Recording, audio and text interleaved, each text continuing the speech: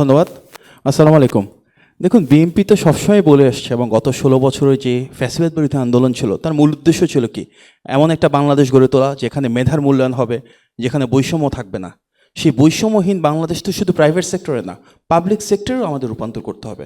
সুতরাং আমরা যে ইকোসিস্টেমের কথা বলছি, আমাদের ব্যুরোক্রেসি, বিজনেস, পলিসি ফ্রেমওয়ার্কে যারা কাজ করছেন, ইন্ডাস্ট্রি একাডেমিক কোলাবোরেশনে প্রতিটা জায়গায় আমরা চাই দলীয়করণের ঊর্ধ্বে উঠে যারা দেশের জন্য, দেশের মানুষের জন্য যা কিছু ভালো সেখানে আমরা সহযোগিতা করতে চাই।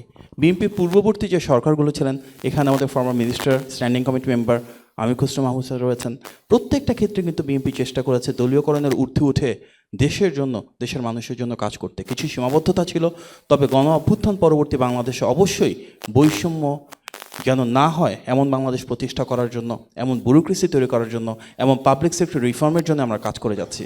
আমি শুধু সেই প্রসঙ্গে এতটুকু বলবো, ২০১৬ সালে যখন আমরা ভিশন 2030 প্রণয়ন করেছিলাম শেখ হাসিনা সেই ফ্যাসিবাদের সময়ে, এবং সেই রিফর্মের আমাদের প্রপোজাল যদি দেখি ২০২২ সালে ২৭ দফা এবং ২০২৩ সালে ৩১ দফা, প্রত্যেকটা জায়গায় কিন্তু রাষ্ট্র কাঠামো মেরামতের সুস্পষ্ট রূপরেখা দেওয়া ছিল। এই রাষ্ট্র কাঠামো মেরামতের মূল উদ্দেশ্যই একটি জবাবদিহিমূলক স্বচ্ছ রাষ্ট্র ব্যবস্থা গড়ে তোলা, যেখানে স্টেটের প্রত্যেকটা অর্গানের ভিতর জুডিশিয়ারি, আমাদের এক্সিকিউটিভ, লেজিসলেচার, এক একটার সাথে একটার যে সম্পর্ক, সেখানে অ্যাকাউন্টেবিলিটি তৈরি হয়। এমন একটা ব্যবস্থা যেখানে যে কেউ চাইলে দলীয়করণ করতে পারে না।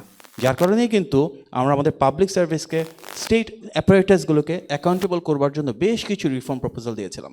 কনস্টিটিউশনের ক্ষেত্রে যদি আমরা দেখি, পার্লামেন্টকে যদি যুগোপযোগী করার জন্য, আরও কার্যকর করার জন্য আর্টিকেল 70 থেকে শুরু করে প্রত্যেকটা ক্ষেত্রেই মূল উদ্দেশ্য এমন একটা রাষ্ট্র ব্যবস্থা গড়ে তোলা যেখানে আর স্বেচ্ছাচারিতা গড়ে না ওঠে।